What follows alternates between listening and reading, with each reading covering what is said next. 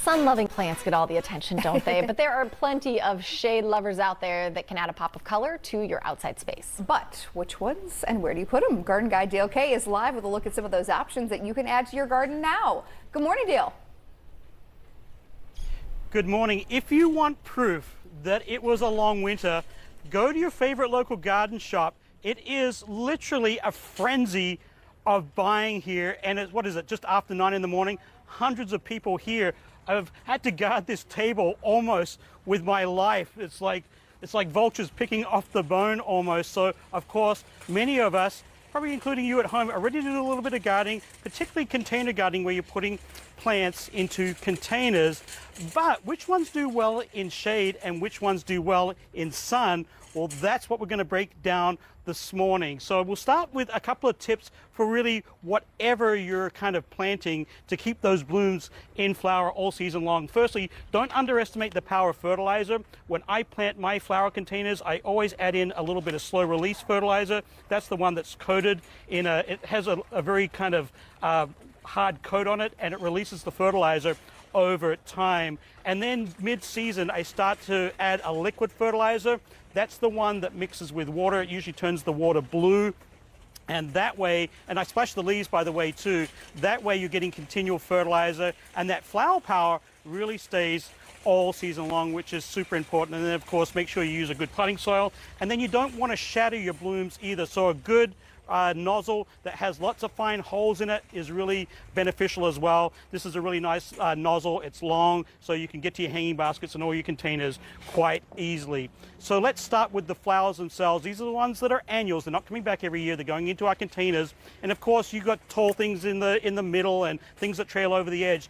But what I want to focus on this morning are the flowers that really add those pops of color all season long. So shade first, and I want to start out with begonias, and in particular this one here that's called Iconia. It really has an impactful bloom, very, very bright. You'll find them in a wide range of colors. I think I have a little yellow one here, a red one.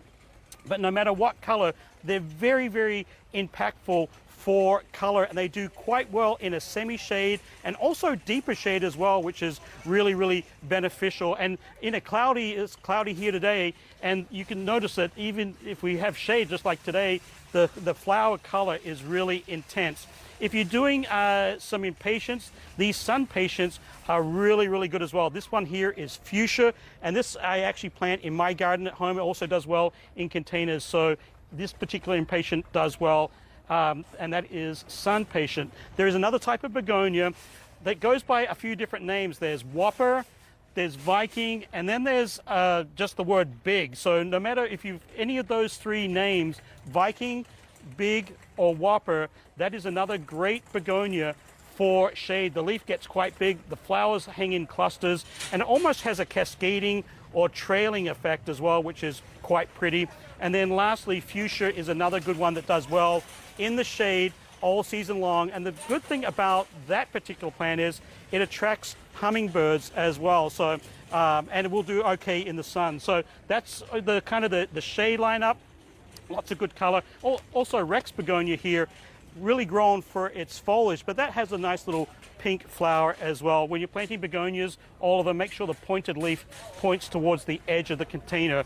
You'll get a lot of blooms that way. And then for sun, of course, the choices are endless. And just looking around, there is literally thousands and thousands of plants that you can plant in the sun. So here are the ones that really have the most flower power. Firstly, petunias, and in particular vegetative petunias. So the good thing about vegetative petunias is they are self-cleaning, that you don't have to deadhead them. So when you're at your favorite local garden shop, ask for the vegetative petunias, self-cleaning, no mess, no fuss, makes gardening really easy. And again, a wide range of colors. Just about every color palette is represented by petunias, even just these little stripes. And look at this one here. It's almost black. It's like a black velvet, which is really, really fun, really cute.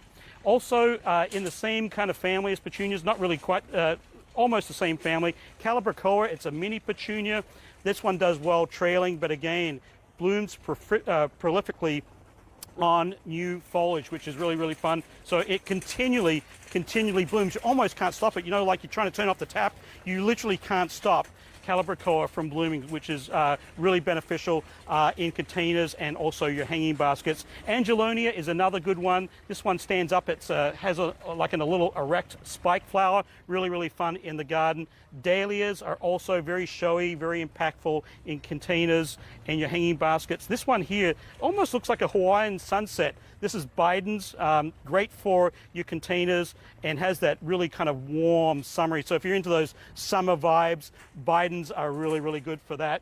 Then, of course, a staple, and really one that's really near and dear to my heart, geraniums.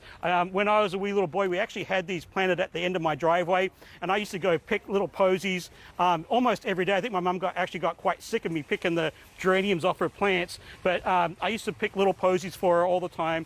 And Americana is the one that you want to do there. Rounding out Lantana, Sunbelievable, and a little old-fashioned marigold. The large, big African marigolds also bloom all season long. My picks, my gift to you guys. Oh, I love that. We love the Sunbelievable. Yeah, great name.